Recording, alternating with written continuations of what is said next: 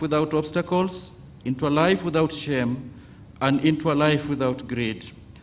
We pray for the leadership of this country. May you bless them with long, healthy, and prosperous life. We pray for all the lives that we have lost due to corona pandemic. Dear Lord, we pray for the medics. We pray for all the dreams that have been shattered. We pray for children. We pray for all the children who have been orphaned, for wives who have been widowed, and for the communities that have buried their best. May all this not be in vain, Lord. We ask you to make us live to see the end of this pandemic. May the strength of faith stay in our hearts forever. Amen. Atakayefunga kurasa za maombi ni Askofu Daktari Julius Mwamba wa kanisa la Kipresbiterio. Let us continue in prayer. Almighty, everlasting Father, you alone is God.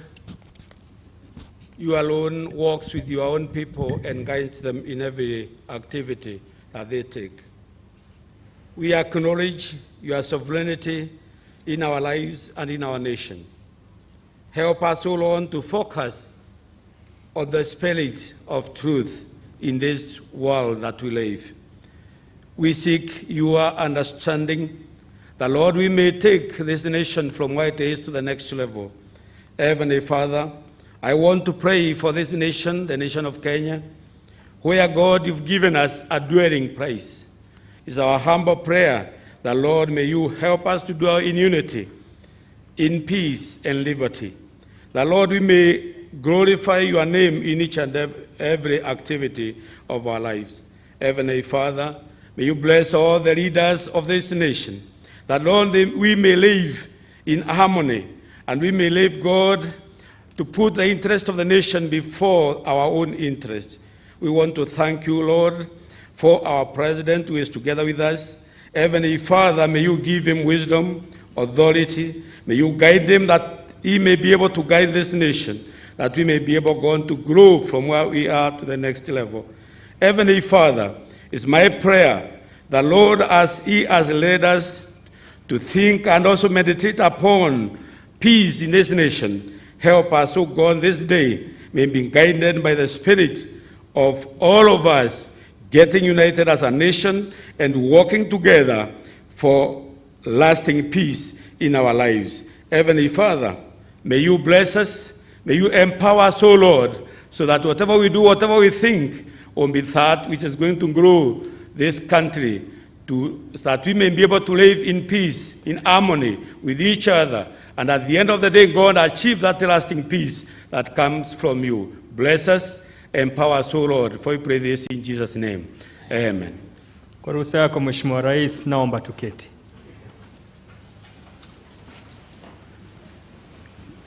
Mheshimiwa Rais, naomba sote sasa tuelekeze macho yetu kwenye runinga ili tuweze kuona nakala fupi ya dakika 3. Karibuni.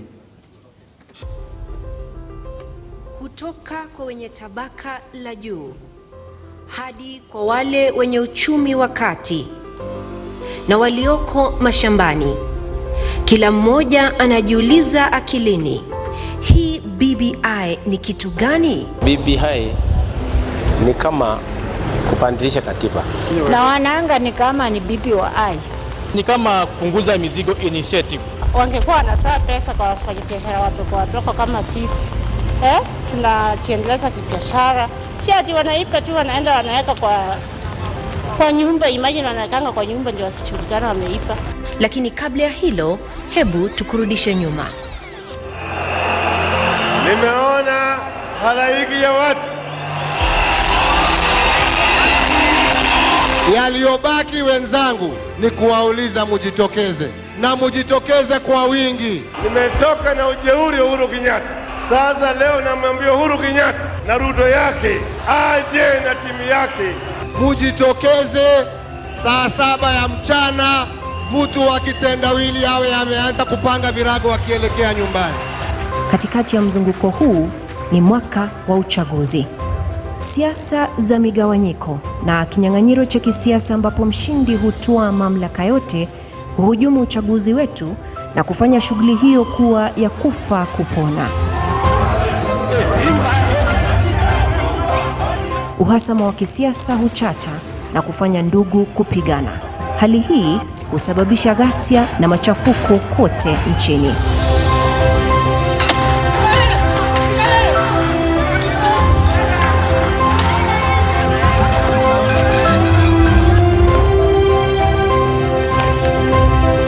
Baada ya uchaguzi mwingine ambao ulifuata mkondo wa kawaida wa matokeo tata yaliyosababisha ghasia na machafuko, ilikuwa bayana kwa kauli mbili kuwa kwa ajili ya mwananchi wa kawaida, taifa na jamii ya wawekezaji, hatua ya ziada ilistahili kuchukuliwa. Ulikuwa wakati mwafaka wa kufanya mazungumzo na kuafikia mapatano.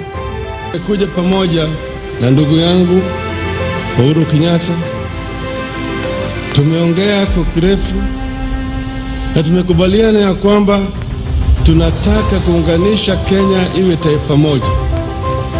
Na tumesema mgawanyiko ambayo imekuwa tangu uhuru mpaka leo itakwisha hapa na sisi.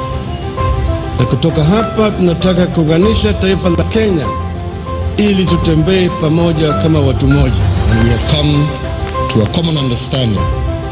An understanding that this country of Kenya is greater than any one individual, and that for this country to come together, leaders must come together.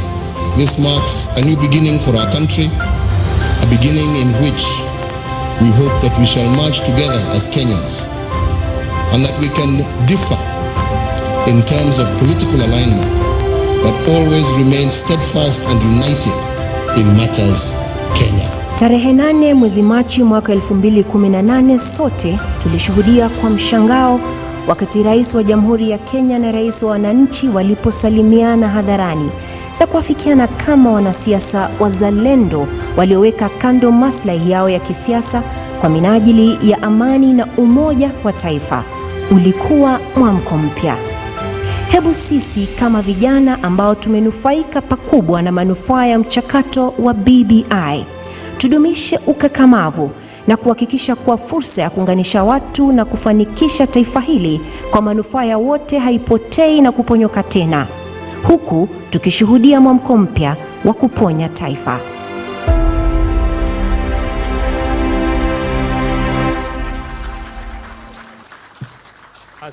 Asante sana Mheshimiwa Rais kwa nafasi hiyo.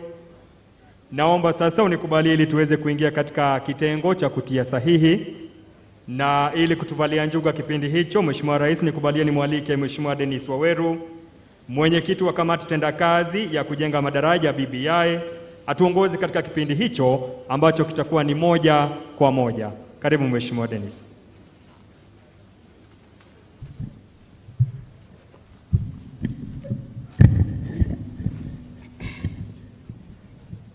Thank you, Your Excellency, our President Uhuru Kenyatta, Right Honorable Prime Minister. We are very, very grateful that you have come to grace this event, and we want to start by promising you that we have observed all the Ministry of Health protocol. We have social distance, and we also promise you, Your Excellency, that we are going to take a very short time. With me, co-chairing the Secretariat, is Junet Mohammed, who is here with me. And also the Secretariat, we have Sarah Kiremi, she can just wave.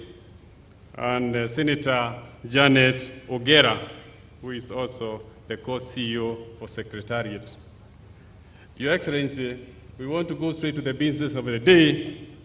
As you have all seen, the difficulties that we had in this country, which you too have converted into an opportunity of uniting this great country. We thank you and we very much appreciate your efforts. We are going straight to correction of signatures, and we want to do this very, very quickly. And we are going to start with Emily Wanjiku, who is a businesswoman from Korogosho. And following Wanjiku will be Joseph Kambai from North Rift. And we are going to do it quickly so that we can do it within 1 hour. So thank you very much. We are going to have to sign here one by one. And we have ensured that we have observed the protocol. You sign, and that pen that you sign with, you go with it for the other person. Next, you'll be given a different one. So thank you very much. And can we have Emily signing? We have projected that, Your Excellency, to be captured very well. Emily signing. Tumpigie makofi tafadhali. Emily Wanjiku ni mwanabiashara anauza mboga korogosho, and she is very happy to have signed as the first Kenyan. The second person to sign, Your Excellency, is Joseph Kambai from North Rift. Thank you, thank you. Tumpigie makofi. Asante sana Joseph. Joseph is from North Rift, followed by someone from Masailand, Rantano, Nambara.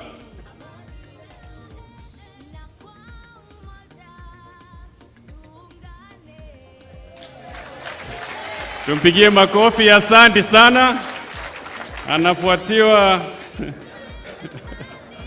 all the way from Masailand. Anafuatwa karibu na Edward Wekesa. Edward Wekesa.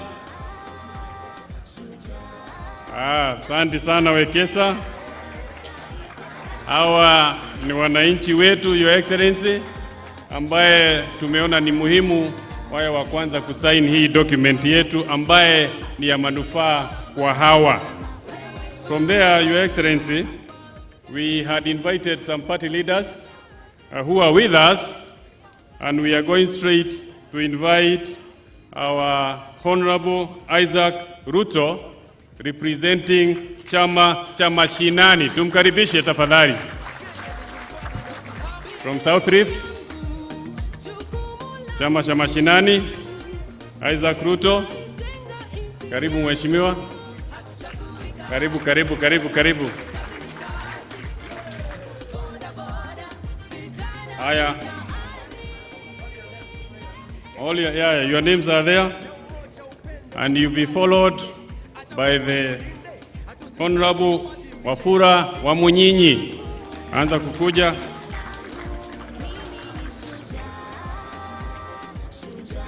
Thank you, Governor Isaac.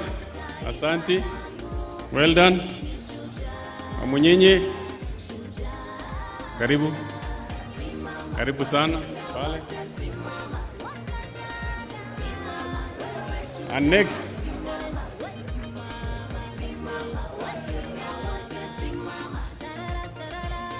from there, followed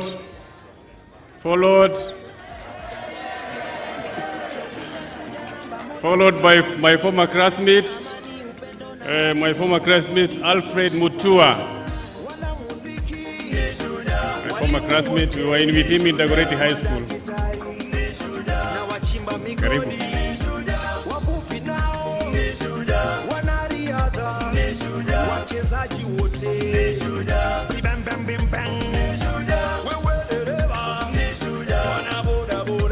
Thank you very much, Alfred Mutua. Thank you very much.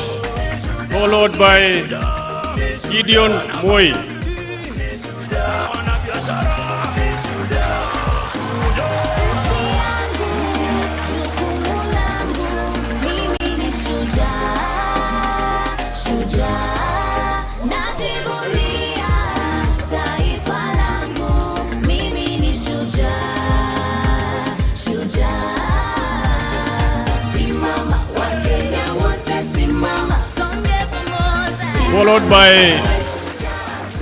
Followed by Wetangura, Moses Wetangura.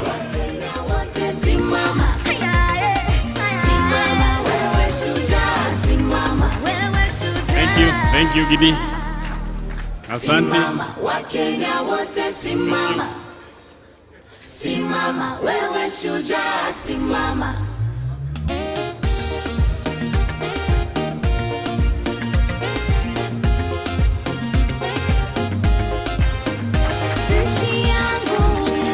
Wetangula, followed by Ari Hassan Joho from Mombasa. Karibu. Karibu Joho.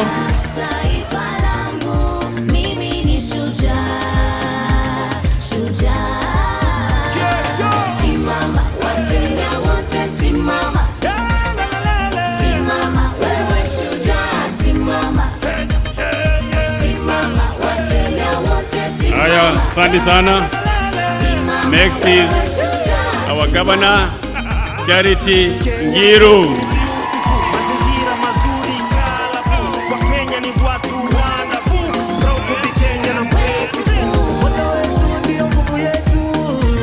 Ni nguvu yetu. Tuwaheshimu marafiki wa nchi yetu. Amani yetu. Na kwa umoja tuungane. Tusonge kwa pamoja. Tumetoka mbali. And after that, I will invite Farah Marim representing Wiper Party. Wiper Party is representing Kalonzo Musyoka, who has sent his apologies. He's out of the country. He called me last evening. Thank you very much. Mimi ni shujaa, shujaa. Simama, Wakenya wote simama. Simama, simama, wewe shujaa. Simama, kwa ujasiri. Simama, Wakenya wote simama. Simama, wewe shujaa. Simama. Ukituma kuchapa kazi plus na bidii tunapambana sana kuijenga jamii. Before I invite Musalia Mudavadi, I want to invite Francis Atwoli. Francis Atwoli. Say wait, Francis Atwoli. Tenga nchi yangu. Hatuchagui kazi. Kazi ni kazi. Boda boda, vijana mitaani. Kenya yetu ya amani na umoja, upendo, hakuna lingine. Acha Mungu atulinde, atuzingira, tuhifadhi milele. Nchi yangu, jukumu langu, mimi ni shujaa. Shujaa.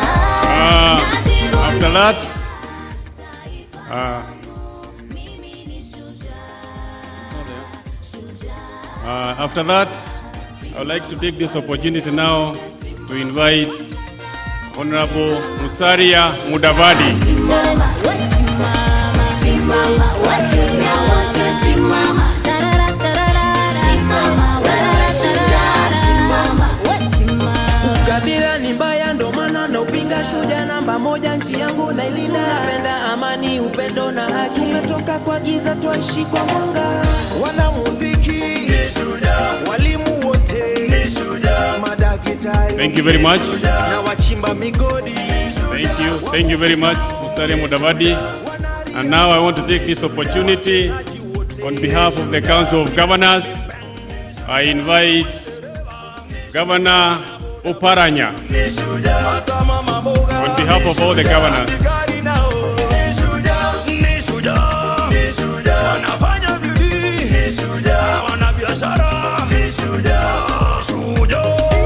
Karibu Governor. Jukumu langu, mimi ni shujaa. Shujaa. Najivunia taifa langu, mimi ni shujaa. Shujaa. Haya, tumpigie makofi. Asante. All our governors are represented by Wycliffe Oparanya. Asante. Now, Your Excellency and Right Honorable Prime Minister, before we go to the next step, the next level, we want to invite you now into some videos, and you come back, and now it will be your part to endorse the document and give your signature. Thank you very much, and I promise you that we are going to take under 1 hour. Thank you very much.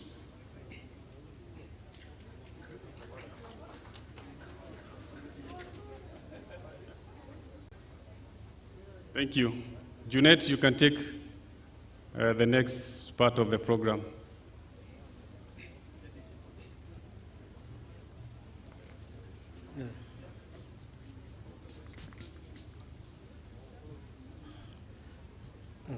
Your Excellency, the President of the Republic of Kenya, the Prime Minister, the Right Honorable Raila Odinga. Your Excellency, my duty is just to tell the gathering the way forward and what you have planned going forward. And I think we have planned very well. The Secretariat is up and running. We have timelines and schedules that we have prepared. And I think with the help of I don't know whether it is on the board, we have told them we have dates that we are collecting signatures from today for 1 week until the end of this month.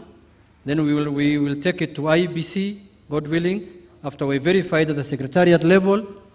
Then we will, the IBC, we expect them to take the shortest time period to look at the signatures, because they have already approved the format that we wrote to them, and they approved the format that we intend to use to collect the signatures. And after that, we will take it to the county assemblies, and we have over 30 governors present here. That's an indication that the document is as good as done. They have, by coming here is a sign of endorsement. Then after that, we are going to take it to Parliament, and Parliament, the leadership is here. The 2 speakers are here. That is also as good as done. Then from there, we are going to take it to the people of Kenya to make a decision on it. Your Excellency, we are going to go out there and follow the COVID protocols. We are going to do our meetings in town halls with attendance not more than 100 people until this COVID is maybe gone. But life will continue, Your Excellency, because you will see as much as people have serious problems with COVID, but life must move on. Even in countries in Africa where they have elected presidents. In Tanzania, they have elected president when Corona is still there. In Guinea-Bissau, in Equatorial Guinea, even Trump was defeated when we still have Corona. So we will move on, Your Excellency, but we will make sure, we promise you that as a Secretariat, we will abide by the rules of the Minister of Health and the Corona protocols. With those few remarks, Your Excellency, I also want to take this opportunity to introduce the leadership of Parliament who are here. It's very important. Some of them played critical roles in developing this agenda that we are today launching. We have my leader here, the minority leader in the National Assembly. Please, you can wave. We also have the majority leader in the Senate, Honorable Senator Bogisio. We have my counterpart, the whip of the majority, Honorable Wangwe. We have the whip of the minority in the Senate, Senator Mutula Jr. We also have the chairman of the Justice and Legal Affairs Committee, Honorable Muturi Kigano. We also have our father and chairman of Nairobi, Honorable Kamanda. I'm just giving him special recognition because of the role I know he plays when we come to Nairobi for us who are coming from the villages. So, Your Excellency, lastly, I want to introduce also the chair lady of KEWOPA, the Kenya Women Parliamentary Association, Honorable Wamushomba. I'm also an ex-official member of that group, as KEWOPA. We have also, I'm coming to it, is the majority, I know is the majority leader. So, Your Excellency, we have also the majority leader of the National Assembly, our leader, Honorable Amos Kimunya. Your Excellency, we have also developed digital app that can help Kenyans to sign digitally. For those who have advanced technologically, who can use, the app will be shown up here right now. You can go to www.bbi.org and you will follow the instructions that are written there. Then you sign, and your signature and your ID and all your details will be captured in that format, and it will be used as part of the signatures. So this is the program we have for the Secretariat. On 23rd November to 23rd December, we have moved now to the app. The app is www.bbisignatures.org. So if you log into that website, you will be able to sign like any other person who's signing physically, and your signature will be valid and it will be used. So if you are in Nairobi, you can log into that website and you will be able to sign for the BBI. So, Your Excellency, with those few remarks, I don't want to take a lot of time. We are ready and raring to go. We are prepared, and we will make sure that our agenda of uniting this country is achieved through the BBI. Thank you so much, Your Excellency. And now we will go to a short video clips. Then after that, you shall be invited, you and the Prime Minister, to sign. And I'm sure those two signatures will carry a lot of votes during the referendum. Thank you so much.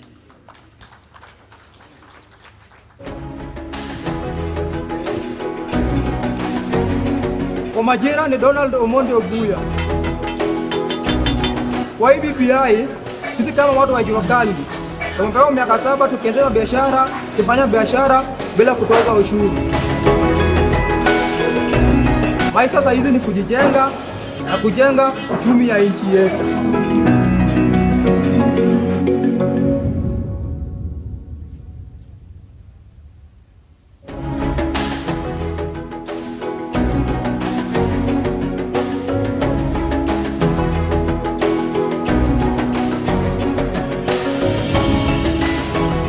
I have a 4-year grace period to plan myself and repay my help. That's why I endorse BBI.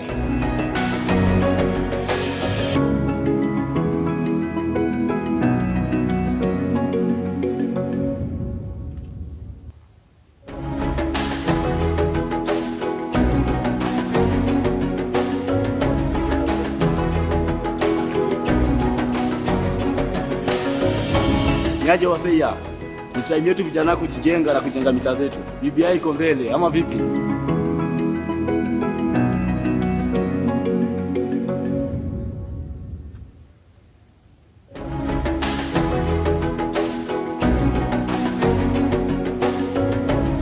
Nitaendelea kulinda familia yangu vile BBI itatulinda zote. BBI oye, BBI ndani, BBI tik.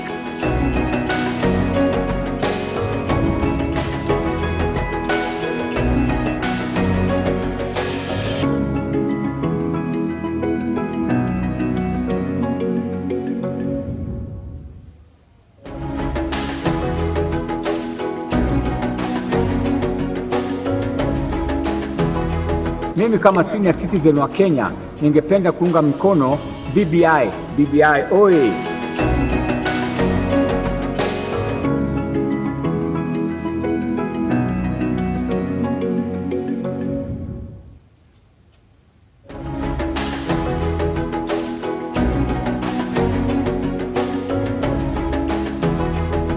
Nafurahia BBI itaimarisha biashara yangu. BBI oye!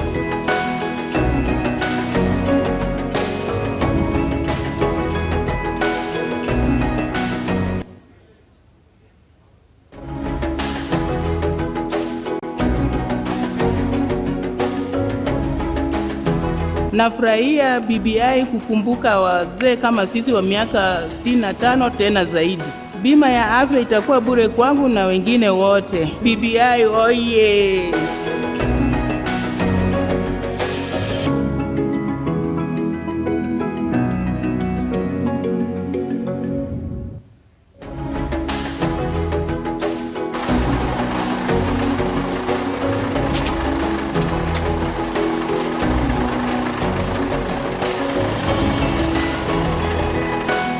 Ni aje?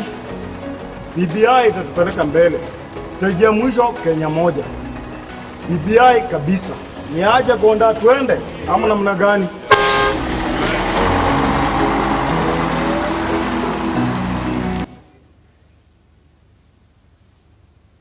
Good morning, Honorable Raila. My name is Natalie Zileha. I am happy that you have come.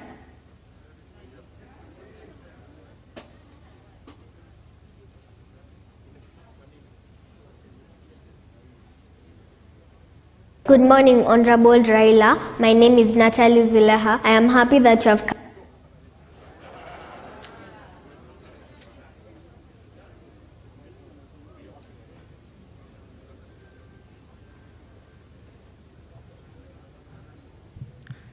Your Excellency, the little girl is inviting Honorable Raila Odinga to apex his signature. Sorry for that hiccup. So nitamwalika Mheshimiwa aliyekuwa waziri mkuu na kunradhi kwa hitilafu hizo. Nitamwalika sasa aweze kutia sahihi yake. Tumkaribishe kwa makofi Mheshimiwa aliyekuwa waziri mkuu, Mheshimiwa Raila Odinga.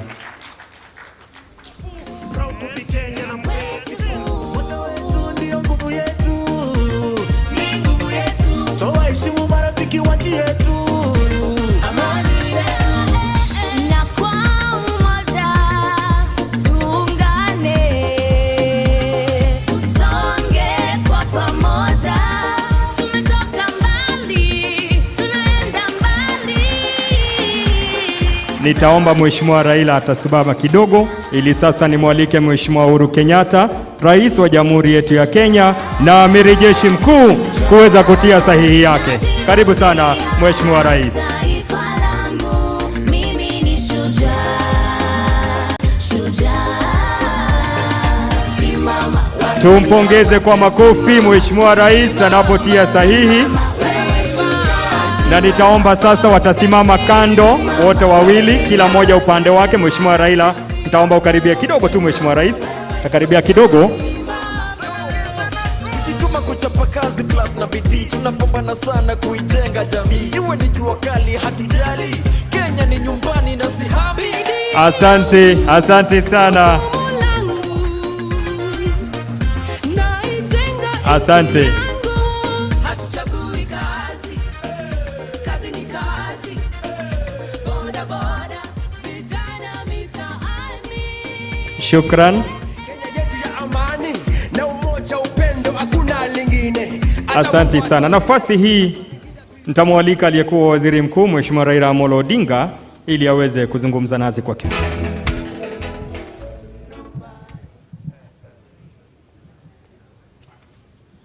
Your Excellency, the President of the Republic of Kenya, fellow leaders of the people of Kenya, na wananchi wote wa Kenya kwa jumla, hamjambo. Hamjambo tena.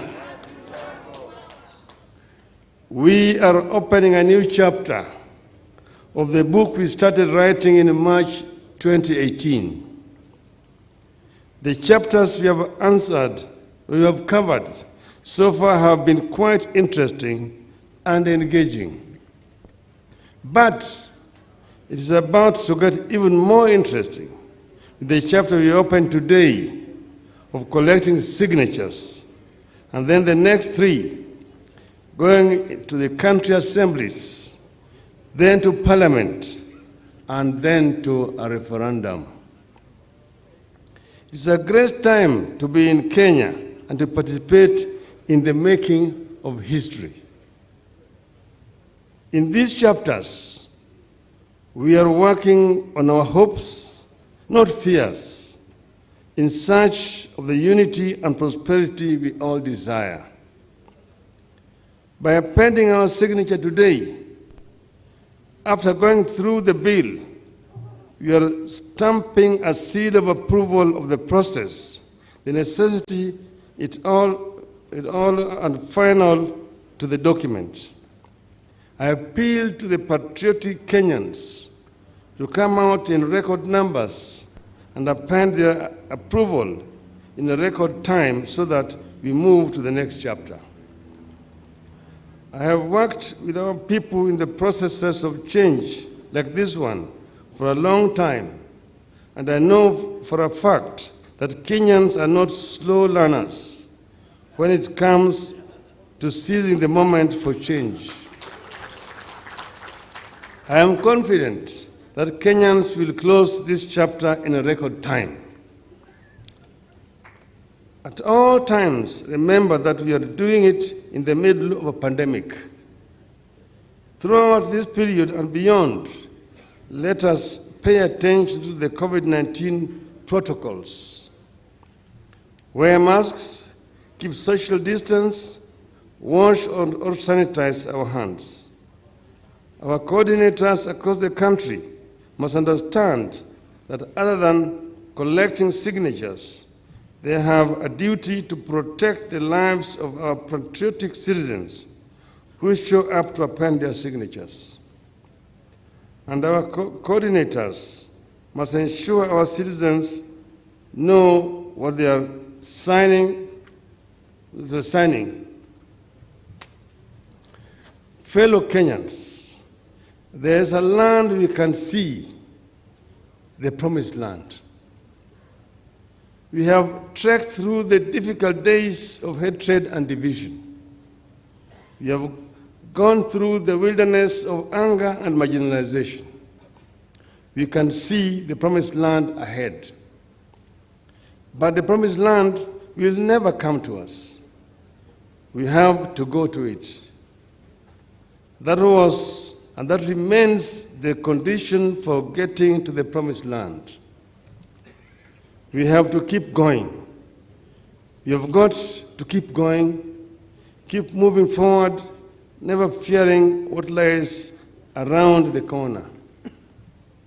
Martin Luther King Jr. said, and I quote, he told us, "Cowardice asks the question, is it safe? Expediency asks the question, is it politic? Vanity asks the question, is it popular? But conscience asks the question, is it right?"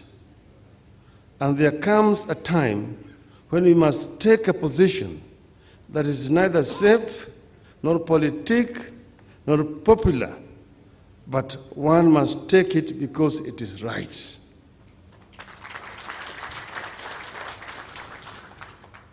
Tumetoka mbali, mliona kule tulitoka. Kulikuwa Kasarani, na baadaye kukaja Uhuru Park. Kisha tukaja Harambee House. Alafu tukashikana mkono. Na tukasema yaliyopita si ndwele. Tugange yaliyomo na yajayo. And we said we're not going to go back in this. It's a legacy we want to bequeath to the people of Kenya, to unite the people so that they can become one people, so that a name does not elicit anger, pain, or happiness only. So that each and every child born in our country, irrespective of their socio-economic status, has equal opportunity to realize their God-given abilities. That all our people can live peacefully. They can access health care irrespective of their financial status. This is what we said that time after those lengthy deliberations with my brother. And there have been now prophets of doom. Oh, this constitution is creating an imperial presidency, recreating it. You're very intelligent and learned people, you will read. Read through those lines and tell us where we are recreating an imperial presidency. I know because we are victims of imperial presidency and we cannot recreate one. If you have a prime minister nominated by the president, but appointed by parliament, and who can only be removed by parliament, how does that increase the powers of the presidency? It's actually reduced the power of presidency. And the prime minister is going to be sitting in the National Assembly and answering questions of members of parliament. And every week going there, prime minister's hour. How I enjoyed that interaction with members of parliament. And they also enjoyed coming to provoke me so that I could blunder. Then ministers are going to be sitting in the National Assembly. They will be asked questions and they will have to answer. And if it is an emergency, it is called question by private notice. It has to be answered within 48 hours. And if the answer is not satisfactory, the speaker will say, I defer the question to next week. The honorable minister must go with the honorable member of parliament to the scene and bring us a satisfactory answer. That makes the government much more accountable, rather than inviting a minister to appear before a parliamentary committee, where he's just harassed by members of parliament. Toa hii ndio tukuache wewe. This is something that is going to be something new in our view, and we think it's improving. Or you are eroding the independence of the judiciary. How? The executive is there, the legislature and the judiciary. They said the judiciary must be independent, but it must also be oversighted. How do wananchi, where do wananchi go to appeal or to register their complaints against the judiciary? And ombudsman. But how about if the ombudsman is appointed by the Chief Justice, who also is the president of the Supreme Court? And then the ombudsman is supposed to go and report to the Judicial Service Commission, but appointed by the Chief Justice. Of course, this fellow cannot oversight the Chief Justice. That's why it is said the presidency appoints the ombudsman. But ombudsman will be interviewed through a panel, and 3 names submitted to the president, who will pick one of them and send to parliament for vetting, then finally appointed by the presidency. How does that erode the independence of judiciary?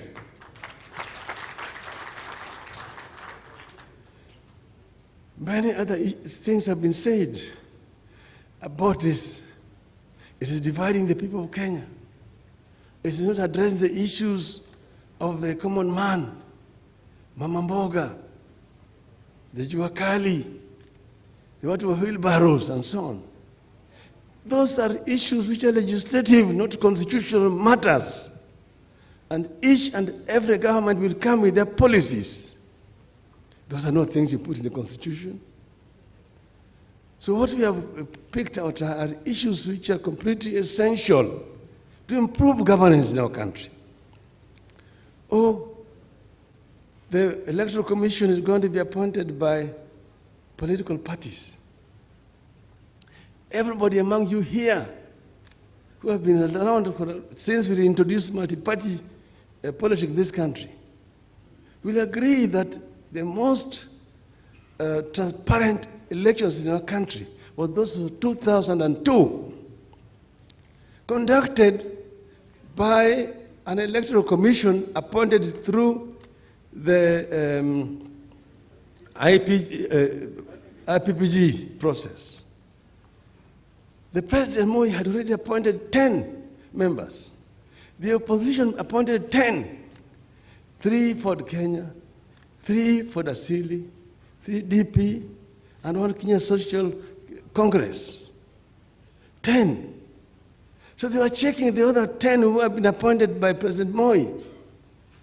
And therefore it was fairly independent because they were counter-checking each other. If you go to Mexico, that is the thing. In many countries, that is the formula because the political parties are the actors. In this world, there's nobody who's neutral. Even if you give the Pope the ballot, the Pope will go into the ballot box there and will vote for somebody.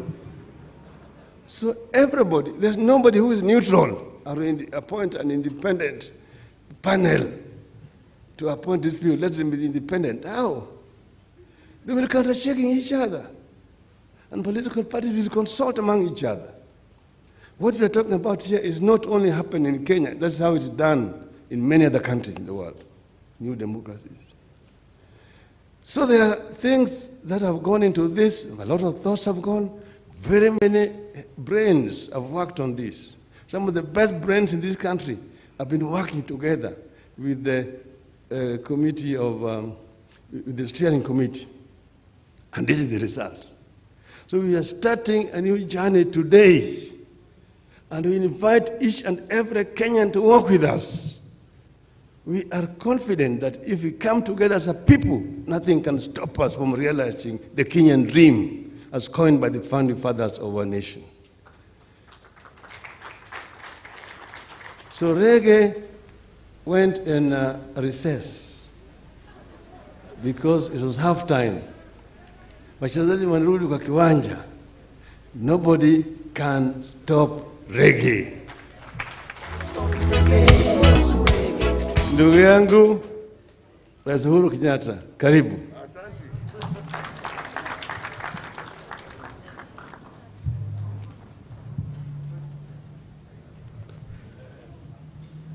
Asanteni sana jameni, tuketi. Hamjambo wenzangu? Hamjambo tena? Asanteni sana.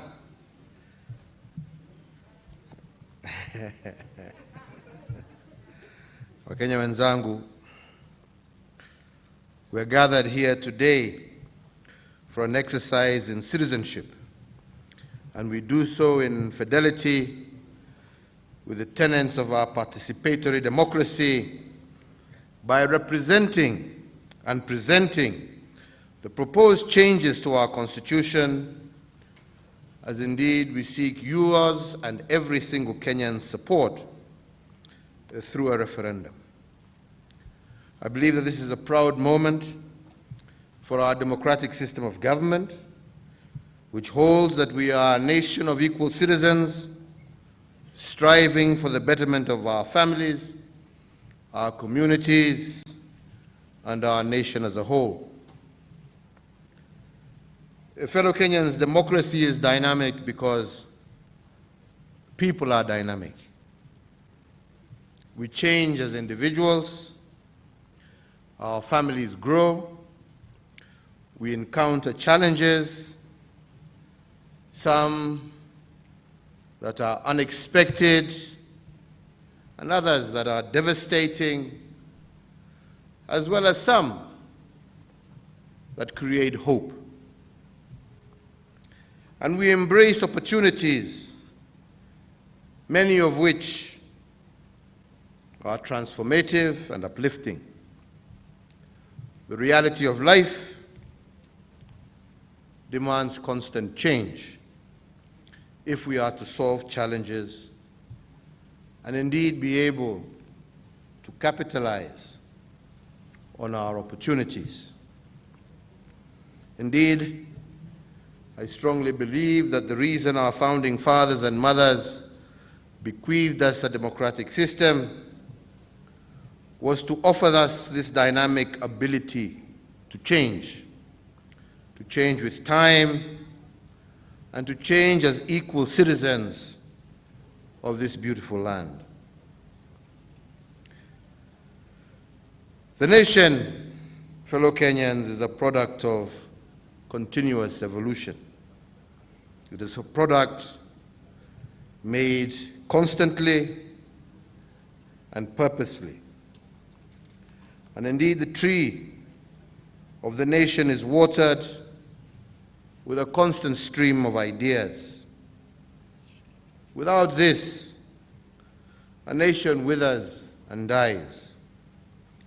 The only thing, indeed, as we all know, that is static and that does not change is that which is dead. And history, the world over, is a graveyard of empires and nations that died because they responded to the changing dynamics affecting them by digging in their heels and resisting change. Fellow Kenyans, as I said when I was delivering my State of the Nation address, a nation, any nation, is a work in progress. And that is why the idea of nation building was on the lips of our founding fathers and the leaders then of a young Kenya. And one of the greatest acts of nation building in our history, I believe, was the promulgation of the 2010 Constitution. This sacred document contains the democratic dreams of Kenya that demand great sacrifices from many Kenyans, known and unknown. As President and your fellow citizen, I want to take this opportunity to give thanks to the gallant Kenyans who argued, advocated for, and suffered so that our Constitution would come alive. For decades, many heroes and heroines woke up wishing us a better Kenya, a strengthening of our democracy and our governance. And in 2010, when my predecessor lifted the new Constitution high, all of us cheered and entered a new phase in the life of this great republic. But we knew then, as we know now, that no document is perfect and that time does not stand still. And that is the reason the framers of the Constitution gave us the ability to change it, but in a way that protects its core democratic character. The need for change of our Constitution has been with us for some time. It has been evident in the never-ending threat of post-election violence, in the growing feelings that its design lacks inclusivity, and that it promotes unfair and skewed representation and unfair distribution of national resources. So we need together to strengthen the 2010 Constitution. And I want to make it clear here that we're not talking about replacing a Constitution. We're talking about amending a Constitution. The first of many possible amendments that will come over a period of time as Kenyans change and evolve. And if we are to continue our decades-long journey in seeking to advance the well-being of all Kenyans, we must be a society that is willing and capable of adapting to change.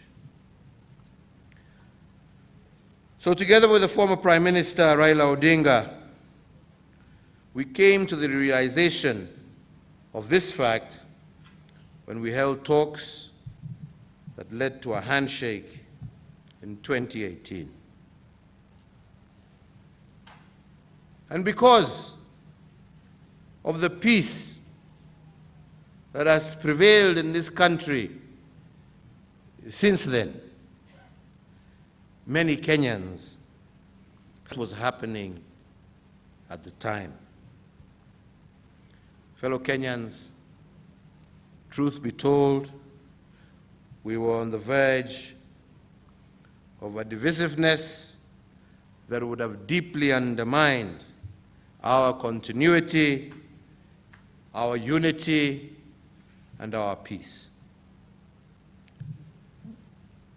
There were those reckless few who threatened the destruction of our nation, but they actually got a hearing from sections of the public that felt only drastic action could erase their frustrations.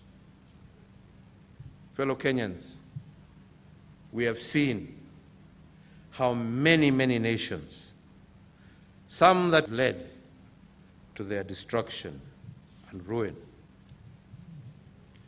I can tell you honestly, as your president, who consumes first-hand information from a multitude of sources, if there had been no handshake, this country would have been brought to its knees.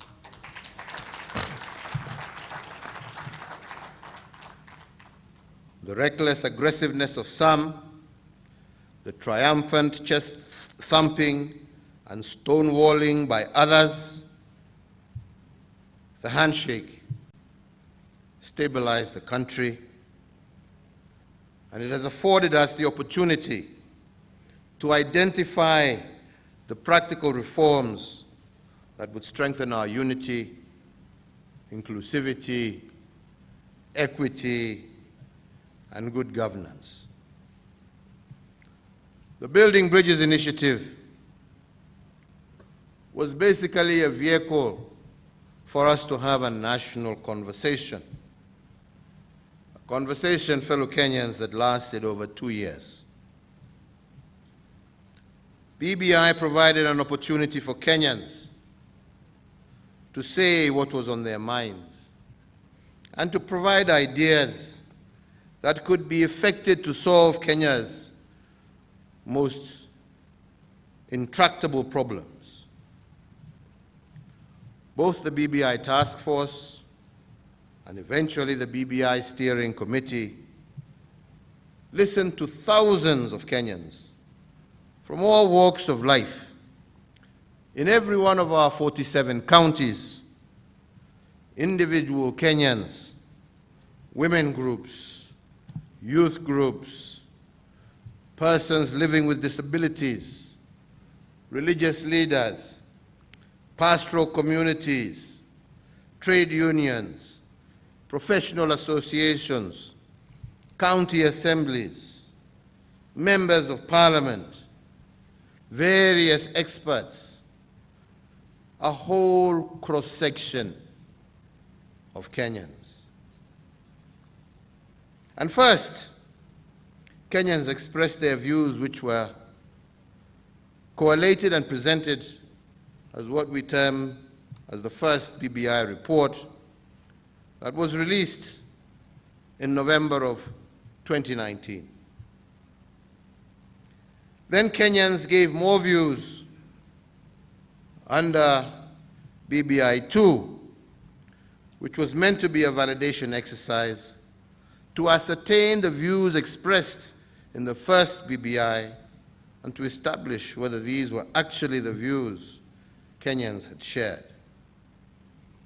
Unfortunately, with the onset of COVID-19, we were unable to release the report earlier, but eventually we had an opportunity not too long ago to review the contents of that second BBI. And as you know, more views emerged at this stage, and most of these views were publicly stated in various regional rallies and other fora. The validation report was then launched on October 26th, attracting many views and calls for such views to be considered. And indeed, I am happy to say that these views have been considered, and I personally have met with several different groupings and individual Kenyans, and I truly believe that all their issues have been incorporated as the referendum bill released today shall clearly indicate. So I am therefore confident that this process has been widely consultative and has captured the best of our ideas and ideals. And this is not the end of the process, because Kenyans will continue to express themselves and eventually make a choice on the fate of this referendum bill. But Kenyans, let me and allow me to highlight some of the points and gains in the referendum bill, particularly those raised by various interest groups. On the gender parity and participation question, something that has haunted and been unattainable in this country since the dawn of independence, this bill ensures that the women of Kenya will actively be involved in all levels of representation. Women leaders will now comprise 50% of all senators. This means that they will be directly involved and be in charge of determining how 35% of our national resources are spent in the counties.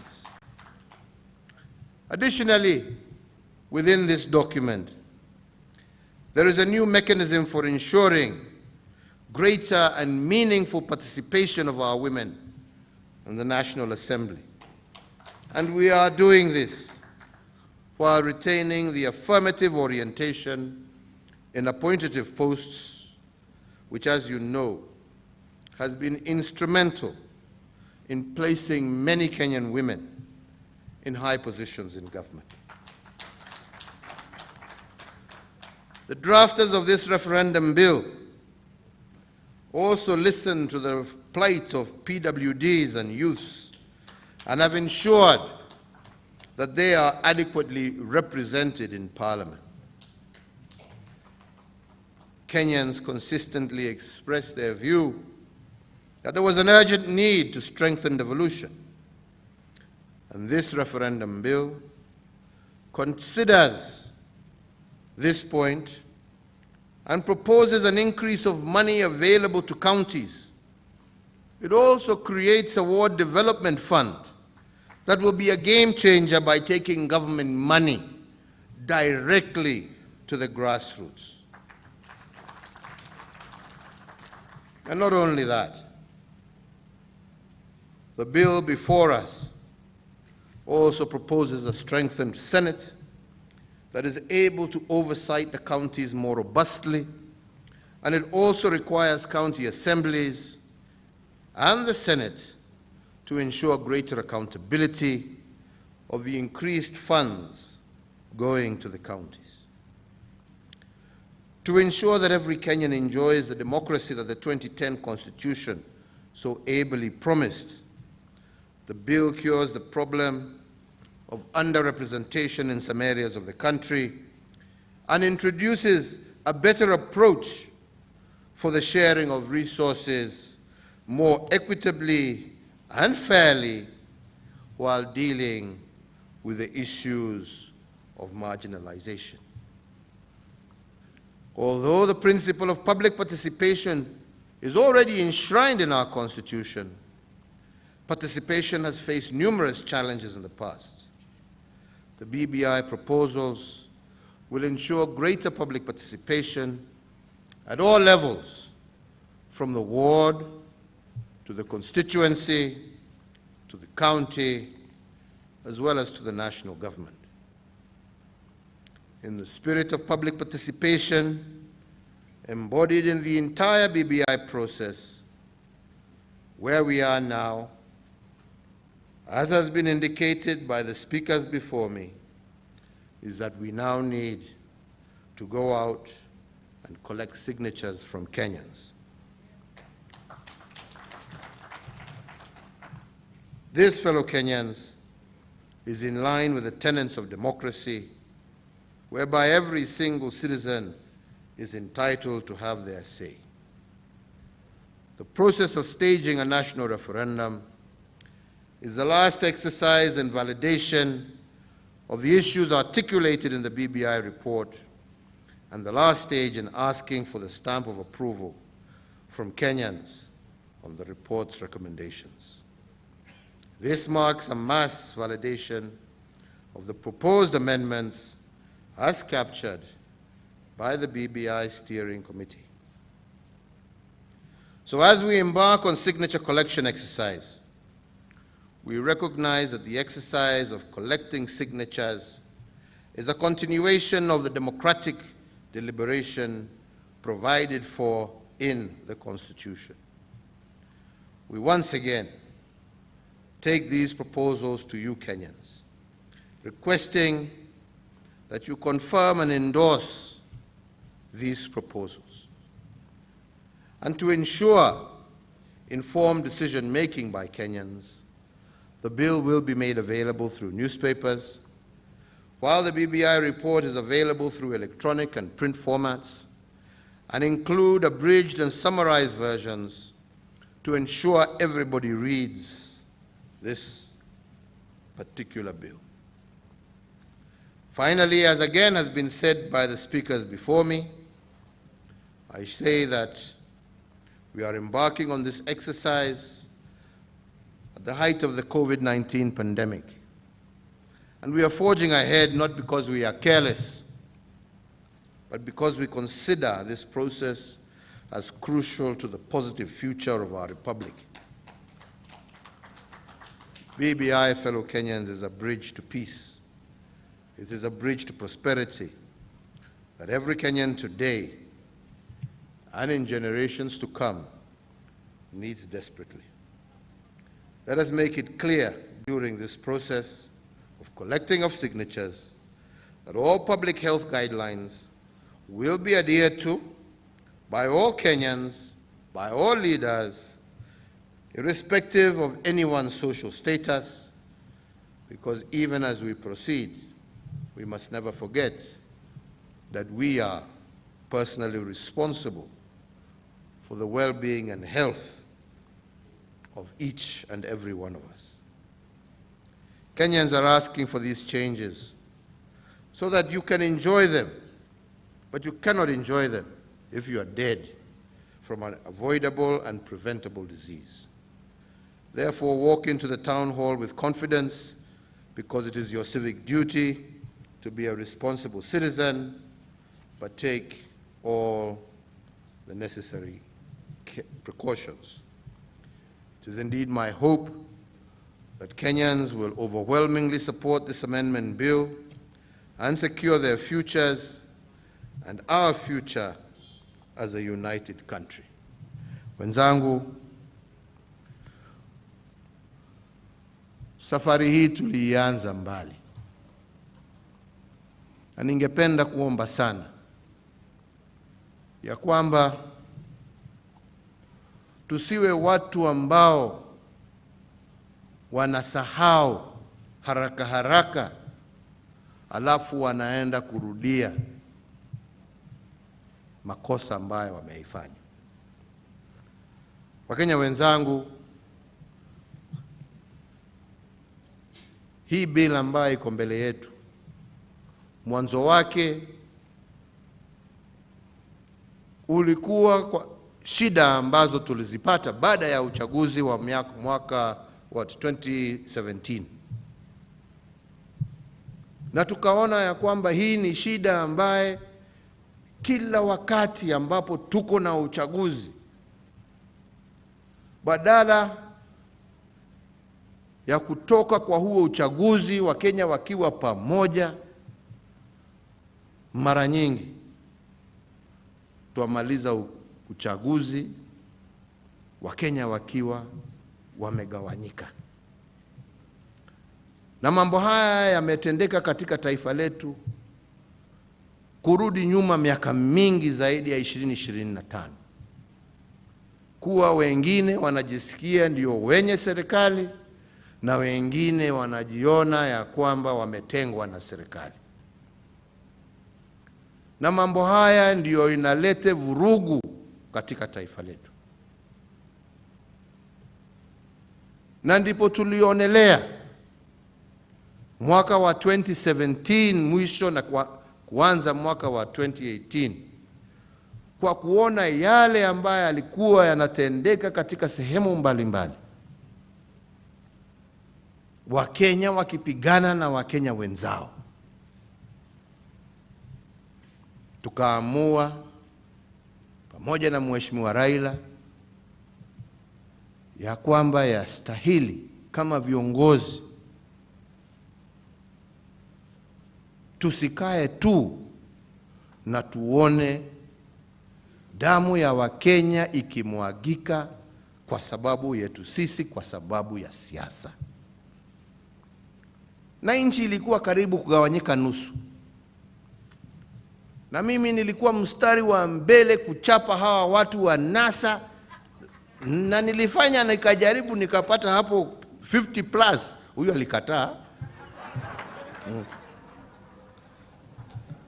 Kaenda kotini akanilazimisha kurudia. Nikarudia akatoroka. Na akaambia watu wake wasipige kura. Basi sisi tukaendelea. Lakini ukweli wa mambo ni ya kwamba taifa letu tulikuwa tumegawanyika katikati. Kuna sehemu wengine hawangeweza kupita ati kwa sababu wewe ni wa chama hii, wewe ni wa chama ile. Na wakati tulikuja pamoja tukasema this is not possible, this is not right. Hatutafuti uongozi ndio Wakenya wapigane, tunatafuta uongozi ndio tutafute utajiri wa taifa letu na Wakenya wetu waweze kuishi na amani na furaha na kwa umoja. Na hiyo ndio ilikuwa msingi wa ile kitu ambacho tunaita handshake leo. Na ndipo nimesema kwa hii ambaye nimesoma kwa lugha ya Kimombo hapa, ambapo nimesema ya kwamba tunasahau haraka sana kwa sababu ya ile amani ambaye tumekuwa naye miaka hii miwili. Watu wanaona hiyo ni kama kawaida tu, lakini sio kawaida. Na ndipo tukaamua lazima turekebishe haya. Na kwangu mimi hiyo haikuwa mara yangu ya kwanza ku reach out. Nime reach out hata mbeleni. Hata mwenzangu Deputy William Ruto, we reached out tukalete amani. Na ikakuwa na amani. Sasa ubaya uko wapi wa Kenya wenzangu? Nikireach out pia kwa ndugu yangu ndio tuweze kuongeza hiyo amani. Na ndipo nasema ya kwamba wale ambao wanajaribu kuchimbua makaburi, nilisoma kwa gazeti juzi, wasifikiri wanacheza. Mimi siwezi kukubaliana na mambo kama haya. Tumetoka huko na mambo haya tumezika katika kaburi ya sahau. Kwa sababu ukijaribu kulete maneno hapa, wewe hujui ni shida gani. Anayo wengine hawafikiri. You don't think before you talk, you don't think before you act. You must always think before you do something. Sisi hatutaki vita katika taifa letu la Kenya. Sisi wengine wetu tunajua maana ya amani.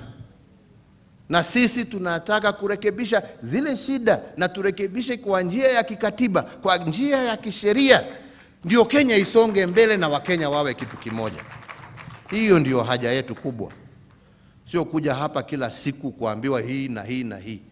Let us be faithful to the peace, to the stability, to the unity of this nation. Na kuna mengi ambayo labda wengine wangependa wangependa iwe ndani ya hii amendment. Lakini Wakenya wenzangu, niwakumbushe, Kenya sio kama maisha ya binadamu. Sisi tukiwa binadamu, viumbe vya Mwenyezi Mungu, tunajua ya kwamba muda wetu huanza kuhesabiwa kutoka siku ile tulizaliwa. Na tunajua bado huo muda utafika. Kenya itaishi milele na milele na milele. And that is why we do some of the things that we do. Not for what we gain today, but what shall be there for our children and our children and our children's children in the future, because Kenya will be here forever. And our responsibility is to be architects of that future. That is our responsibility. And tomorrow, there will be those Kenyans who will be in positions of leadership, ambao watasema, unajua sasa tumekubaliana kitu ingine. Na watafanya amendment ingine. Na wengine watakuja, watafanya amendment ingine. Na ndipo tunasema katiba yu hai. Katiba sio vile tumeona nchi zingine, unasema kwa sababu imeandikwa kwa katiba, right? Hiyo ni kumaliza nchi. Unaona watu wanasema, unaona vile katiba inasema, Kwa hivyo wewe nyamaza. Sasa kunyamaza na mtu anasema mimi niko na kitu ambayo inaniuma, na wewe unaniambia ni nyamaze ati kwa sababu imeandikwa. My friend, is that not a recipe for war? Right? That is a recipe for war. And we have seen it in other countries. Mwingine ana brandish katiba ambaye ilichorwa miaka 100 iliyopita. Angalia katiba. Wewe nyamaza. Na ukiongea utaniona. Haya, na yeye atasema basi nitaongea. Na ukinikaribia wewe ndio utaona. That is the beginning of war.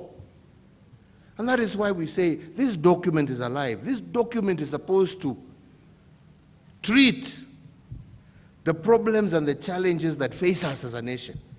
Let us not take it as a divisive document. Let us not take it as a document that is going to contain all our issues. Because at different stages in a nation's history, in a nation's life, there will come others, and you will see Second Amendment, Third Amendment. I think in America, after 200 years now, they're on amendment namna gani, ndugu yangu? 37 amendments. All right?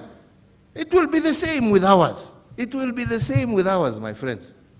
Right? What we are doing is just starting. And just starting with that is most critical. Dealing with the issues that make us consistently fight. The issues of inclusion and inclusivity. Dealing with the issues of ensuring equitable resources.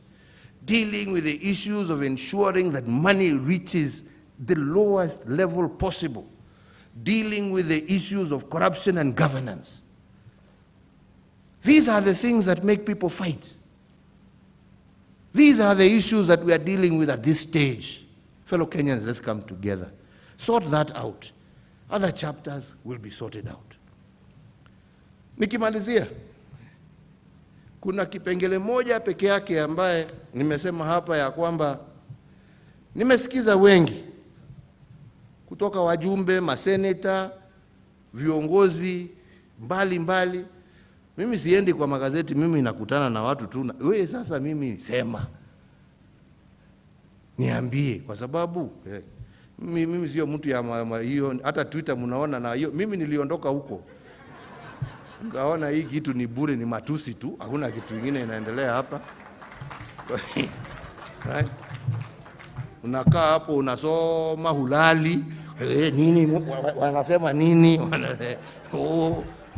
Huyu sasa wewe unapiga simu, unaona vile huyu mtu amenituka. Afadhali nilale bwana. Niongee. Nipige story hapo na mama kidogo hapo. Nilale, niamke, niende kazi, dunia iendelee. Kama ni namna gani jamani? Lakini kwa wale wengi ambao nimeweza kupata nafasi ya kukutana nao na kudebate nao one on one, there was one group I met with ambao walisema kitu na mimi nikaona kwa kweli, hata kama katiba ya sasa imetuhakikishia hiyo, nikaona ni vizuri vile waliniambia turudie tena. Na hawa ni wenzetu viongozi wa kidini. Wakati nilikaa na wao, wakasema tunajua iko hapa, lakini hii document lazima isisitize tena umuhimu wa kumcha Mwenyezi Mungu na umuhimu na centrality ya Mungu katika taifa letu la Kenya.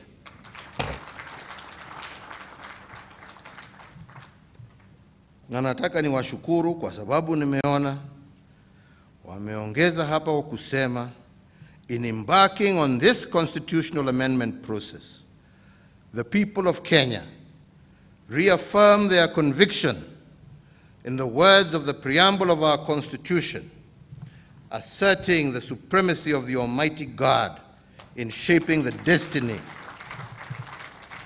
of the nation. Na ndipo tuasema, Mungu ailinde taifa letu la Kenya. Mungu alinde vizazi vilivyo na vijavyo. Mungu atusaidie tuwe na amani, tuwe na umoja, tuwe na upendo kati yetu. Mungu asaidie taifa la Kenya iwe taifa ambalo litamiliki wananchi wake na prosperity ambaye itakuwa ya kushangaza hata dunia ambazo zimeendelea.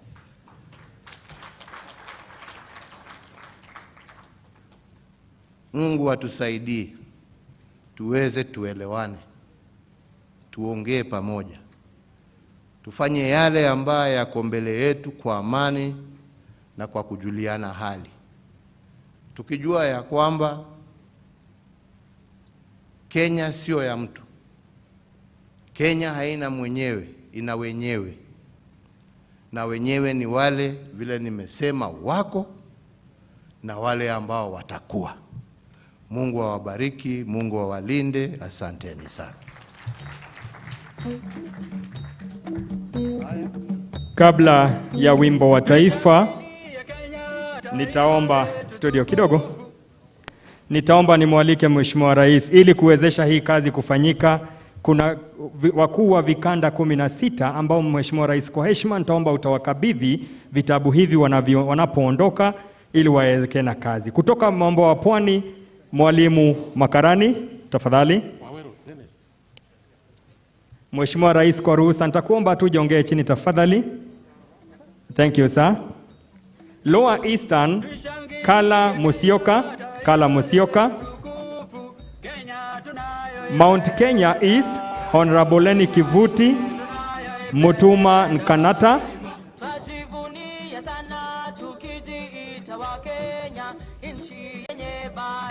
North Eastern, Jibri Maalim na Honorable Abdullahi Derie. Western,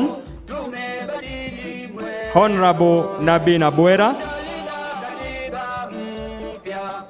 South Rift, Honorable Paul Sang. Turukana, Miss Violet Chesang.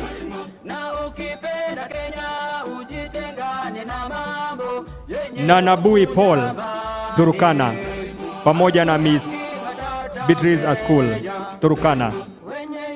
Nyanza, Bob Madanji. Kisii, Kuria Nyamira, Patrick Lumumba, Honorable Ben Momanyi. Nairobi, Nancy Gesire, Maina Kamanda, Honorable Simba Arati, Mheshimiwa George Aladwa. Kajiado and Narok, Honorable Ole Magero. Honorable Ole Magero from Kajiado and Narok. Isiolo, Marsabit and Samburu, Honorable Joseph Samal. Central, Honorable Peter Weru. Central, Honorable Peter Weru. Asante. Niombe sote tuwe wima. Tuwe wima kwa wimbo wa taifa.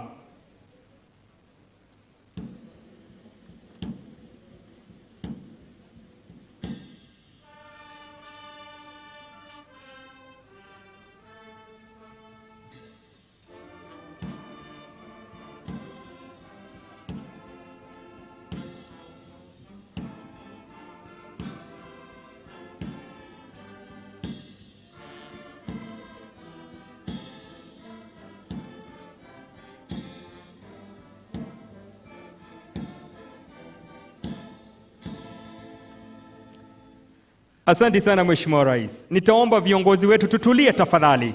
Tumpe nafasi Mheshimiwa Rais kuondoka. Viongozi watulie, tumpe nafasi Mheshimiwa Rais aondoke.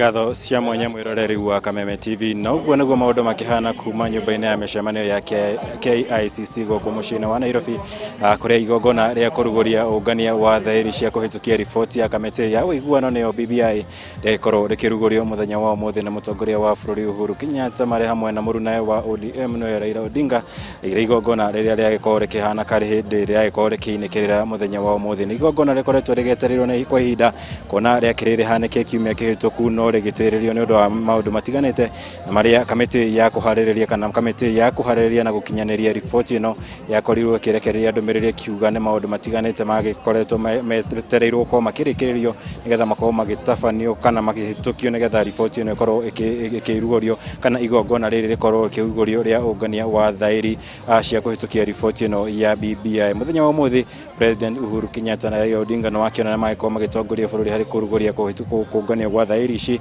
na andu matiganite magiko makiheo mweke wa gukorwo magikira thairi mari a mbere thiini wa igongona ri gukumuci nyumba-ini ya KICC undu mwe na atongoria a ciama itiganite cia kiuteti bururi-ini ari hamwe nake mutongoria wa bururi Uhuru Kenyatta onake akinyita itemi hari ungania kana hari gwikira thairi na gukindira riboti ino ya kamiti ya BBI no kwa ndagika ino itanamba gugitariria maundu matiganite na maria magiko makihanika thiini wa igongona riri muthenya wa umuthi ndakenda twambe tunyitane na atongoria matiganite aria nao megwikinyitie thiini wa igongona riri nao magitwire muthenya wa umuthi maundu makihana atia na hihi kana ni magiko makiganira na uria igongona riri riagikorwo rikihanika na rigitafanio ni kwa ndagika ino ndenda twambe tunyitane na mubunge wa kuria Embakasi East no Babu Owino akorwo agitwira nake mawoni make ni mariku. Mheshimiwa, karibu sana huku kwa Kameme TV na pengine tukianzia hafla hii ya leo imeweza kukamilika na nchi ikaweza kupewa nafasi ya kuweka sahihi ya kupitisha hii ripoti ya BBI. Pengine wewe kama kiongozi umeweza kuridhika na hii hafla ya leo?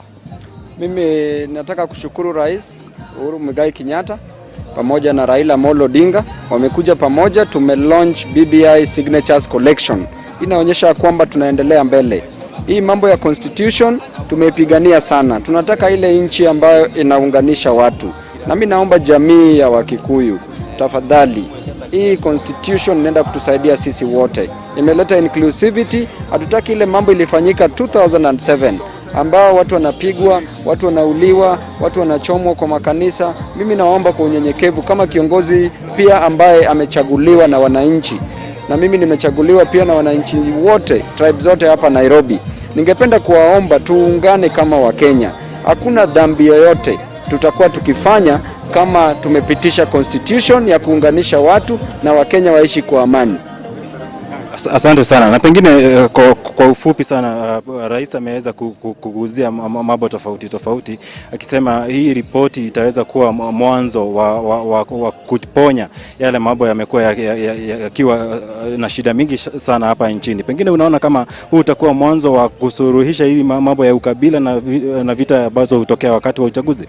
Umejua hii wakati constitution tukichange hii through hii BBI itatusaidia. Hakuna yule Mjaluo atapigana na Mkikuyu kwa sababu kiongozi wao ako pale. Mkikuyu kiongozi wao ako pale. Mgiriama kiongozi wao ako pale. Mkalenjin vile vile na kabila zote watakuwa all inclusive. Hiyo inclusivity ndio itatoa hii chuki. Wakati wa siasa tunapigana. Wakati nyingine tuko salama. Mimi mwenyewe sijaoa Mjaluo. Sijui niongee lugha gani katika familia yangu. Sijui niongee lugha ya lugha ya mlima ama niongee lugha ya kibahari. Huko Kijaluo. Sasa mimi nataka to unite as a nation. We don't want a divisive nation. Tuwe pamoja na ninaomba zaidi jamii ya Wakikuyu kwa sababu hapo ndio watu wanasema kuna shida. Mimi nataka niwaombe. Hii constitution awabadilishi juu ya Raila. Hii constitution anabadilisha juu yako na mimi. Hii constitution anabadilisha juu ya watoto wetu. Raila watakuja, wataenda. Uhuru atakuja, wataenda. Mimi na wewe tuko. Sisi pia tutakuja na tutaenda. Kwa hivyo mimi nawaomba kwa unyenyekevu tuwe watulivu, tukubali hii constitution. Asante sana. Asante sana. Na ucio ni mubunge wa Embakasi East Babu Owino agitwira nake murugamo wake wigie igongona riri muthenya wa muthenya. Na rĩu tunyitane na mubunge mutiro wake gano kuma kuria county ya Murang'a. Hii mheshimiwa igongona riri ko rikirugurio na kuria andu a Murang'a ri hii kuri Mukenya wa kawaida kuria kwa kumurang'a ro uria tiriri. Thairi ni ciakorwo ikirugurio kuria KICC guku Murang'a igakinya ri na tukahota gwikira thairi ici muthenya uri. Thairi riu ni kugeithia thikiririo ya Kameme haria mari andu a Murang'a kangi makuria nyumite na bururi we wothe. Uyu ni muthenya mwega na muthenya munene tondu nĩ tuona atĩ biru ĩrĩa maoni mayo monganirio thĩinĩ wa nĩ BBI nĩ hĩndĩ twamĩona rĩu, na kumagia haha tũkũmĩtwara matũũra-inĩ nĩgetha twĩtie andũ signature ciao, kĩrore kĩao, nĩgetha metĩkanie nayo, tondũ ũyũ nĩ watho ũrathondekwo, na watho ta ũyũ ndũthondekagĩrwo mbunge, umaga kũrĩ andũ, kũrĩ Wanjikũ harĩa macinani, ũgoka rĩu wambatĩrĩte tũkaũtwara mbunge, nĩgetha ũgatuĩka nĩ constitution itũ yathondekwo na yarũngwo kũrĩa tũronete kwĩna mahĩtia kidogo. Watho ũyũ nĩ gũteithia andũ a gwakwa na andũ a Mũrang'a na kũrĩa kũngĩ. Wa mbere, mbeca nĩ ciaingĩhio irĩkinyaga kũrĩa kwa devolution, na ningĩ mbeca, ũiganania wa mbeca thĩinĩ wa bũrũri, one man one shilling, ũrĩ oho, koguo nĩ tũkũgunĩka na maũndũ ta macio, na ndikuona hena maũndũ maya mangĩ to mwaka kaũndũ gothe gekĩrwo thĩinĩ wa constitution. Nĩ ndĩraigua andũ makiuga GMR, makoiga ũhoro wa iria, makoiga ũhoro wa macani. Aca, constitution ĩkĩragwo nĩ ta Bible, ũrĩa Bible yahutirie igũrũ maũndũ marĩa highlight. Constitution ĩkoragwo ĩrĩ highlight, no akorwo nĩ maũndũ macio mangĩ ma ũkũria bũrũri ta iria na macani, icio tũgũcoka akorwo nĩ guaranteed minimum return, nĩ Agriculture Act ĩgũtũhe watho tũhĩtũkie maũndũ ta macio. Asante sana. Ucio nake nĩ mũmbunge wa kũrĩa Kangema Mũturi Kĩgano, na ũrĩa nowe mũikarĩri gĩtĩ wa kamĩtĩ ya mbunge ĩgiĩ watho nĩyo Jailak, nake agĩtwĩra mawoni make. Na rĩu ndĩrenda twambe tũnyitanĩre na amwe a atongoria angĩ makĩrĩ gũkũ mwena wa KICC, na arĩa makĩgĩa na mweke gũkorwo makĩnyitanĩra na bũrũri harĩ kũrugũrio kwa igongona rĩrĩ. Mũndũ ũgwĩtwo Wangoro kuma kũrĩa Embakasi rĩ, mũthenya wa ũmũthĩ igongona nĩ rĩarugũrio. Kũrĩ Mũkenya rĩ, hihi ara expect maũndũ makorwo magĩthiĩ na njĩra ihana atĩa kumagia ũmũthĩ? Gwĩciria rĩu nĩ twanengerwo mwerekera, tũtirae na mwerekera mbere ĩyo, no rĩu thaa ici mwerekera nĩ wekĩrwo kĩrore nĩ president, na president nĩ era andũ wega mera atĩrĩrĩ, ti katiba njerũ ĩrathondekwo, nĩ amendment, na he amendment cigwĩkwo nĩ raia, na he cio ibataraga mbunge. Koguo iria irabatara mbunge nĩ igũtwarwo mbunge, no ĩno main ino ni amendment. Wa mbere njugi atiriri ni gwenda kwira andu aitu tondu ni turari na kihingica tukirwo thiini wa gatiba ino ati kindu kiria kirari gia kuongerera iti riu gwenda kumakosoa ndimeri atiriri giti kiria muraigua gia prime minister ni kia leader of majority na no nginya ukorwo wi mujumbe ni maracoka makahenio Uhuru president witu ati ni arenda giti gia prime minister ndimere gutiri hindi president witu Uhuru agithi kuruka magiti kia mujumbe niguo kia neo prime minister. Koguo andu ni makoretwo makihenia tari ungira ithui Nairobi ni tutaithigite muno turongereire ite 16 ite 16 ungirora riu thaa ici ni tugukorwo tukiona mbeca tondu CDF turi nego nyingi gukira mbere. Koguo no njugi atiriri Kenyans ni tutige kuhenio tweke twitikire kunyita gatiba mbaru ni tuthome tucaine hau hatiri kindu kiuru na gutiri ndi tungikira uhoro wa iria gatiba-ini tondu iyo ithia demand na supply tari umuthi tungikira gatiba-ini ciringi 35 rucio yume bote ni tugukorwo tukihenia murimi. Koguo thank you. Asante sana. Na ucio nake etagwo Wangoro Mwangi kuma kuria Embakasi North, na maundu niguo makihana guku mu nyumba-ini ya mishemanio ya KICC na ndakimenyithio mathaa makwa ni mageko makiinikiria no ni ngugikuririkania mwirori wa Kameme TV ni undu tugugithia na mbere uko tukirumanira naguo nigetha mathaa-ini maria ma hwaini nigitwiko tugikuriharĩria riboti ciĩgiĩ uria maundu mageko makihaneka muthenya wa umuthi kuria we ungithie gwikira thairi yaku ugakorwo ni gukorwo ukienda gwikira thairi ya riboti ino ya BBI na maundu uria magiko magigukinyira wi haria hothe uri gukorwo kiri no kuma guku nyumba-ini ya mishemanio ya KICC ndikiuma ndi wika mundu ugwitwo Mobi tuma na mundu ugwitwo Nungari wa Kamau uri onake turiko tukinyitanira nake mathaa-ini maria ma hwaini hari gukuharĩria riboti ciĩgiĩ igongona rĩrĩa muthenya wa umuthi no kwa ndagĩka ĩno nĩ nyambe gũikie kũrĩ Mobi wa Wanyoike nĩgetha nake akorwo agĩtũtarĩria ũrĩa bũrũri wagĩkorwo ũkĩgarũra muthenya wa umuthi thĩinĩ wa mohoro gĩtaũ Mobi mwaro kũrĩ we.